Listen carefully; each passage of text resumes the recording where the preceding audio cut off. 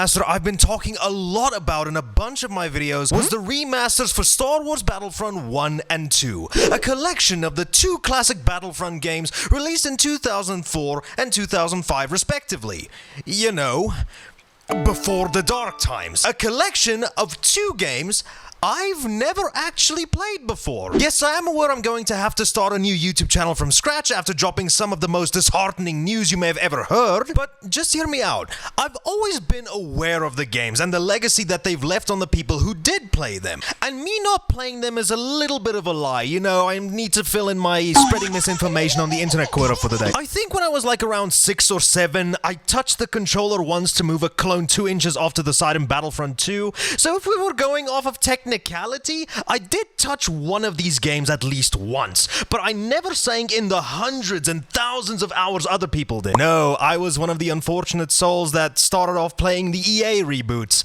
What a joyous time I had with those. It was the equivalent of being waterboarded with flat coke. So I figured that this collection was going to be my first ever endeavor into these classic games, to see what I've been missing out all these years. I mean, this game was being handled by Aspyr, the same company that did the Tomb Raider Remasters, which I absolutely adore. So everything was looking all the way up that this was going to be, in fact, the definitive way to play the... Oh, fuck me. So yes, everybody, time to grab the tissues. It would seem that this game that every single one of us sweaty Star Wars fans were looking forward to, in fact, turned out to be shit. But why is this? I don't know. I didn't play it yet. And after reading all of this shit, I don't think I really want to. But from what I've seen, one of the biggest offenders to this game was the servers. Now look, I am aware that Star Wars Battlefront 1 and 2 both have single-player components to them, and from what I've heard, they were pretty good. But much like a franchise like Call of Duty, when all was said and done with the campaigns, that usually becomes an afterthought in favor of the multiplayer. So you would hope at the very least that Battlefront's collection would prioritize that above everything else, right? You know, with how much the internet has improved since the original releases, having some of that new modernized netcode on your side would definitely be able to iron out some of the kinks that those originals might have had. Well then, I hope you like 3 servers, buddy, because that's all you're getting now. Yes, in someone's infinite wisdom, there was only a total of 3 servers, each of with only being able to house a total of 64 players each. And if we were to do some Baldi's Basics level math here, that would mean that the total number of players who would be able to join this game when it launched would only be 192 players. My brother, do you know what franchise you're remaking games for? What kind of bullshit is this? Not only that, when you do manage to scrape yourself all the way up to the upper echelon of players who are actually able to get into a match, from what I've heard, the servers themselves are unstable and buggy as shit. And this would sometimes result in the game crashing. Fuck it! It would crash even before even loading into a match. I love online video games. Now you see why this is a major problem?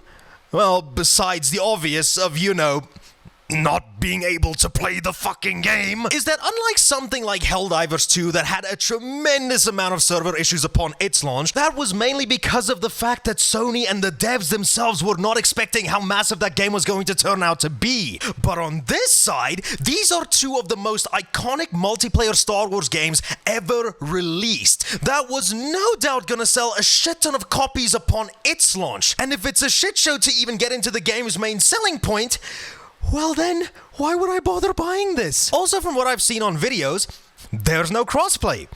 You know, the one standard feature that almost every single multiplayer game has nowadays. I don't really know if Aspyr knows this, but there's a hell of a lot more gamers nowadays than there was back then. And also, a lot of us grew up since then, and aren't those smelly gamers arguing about why Halo is better than Killzone? So these are already 2 unacceptable things that should have been ready to ship out of the box. But nope, Star Wars getting embroiled in controversy seems way more fun. Now, like I've said, I have not played this game yet, so I can't really comment on any of these issues firsthand, and whether or not they would have affected me.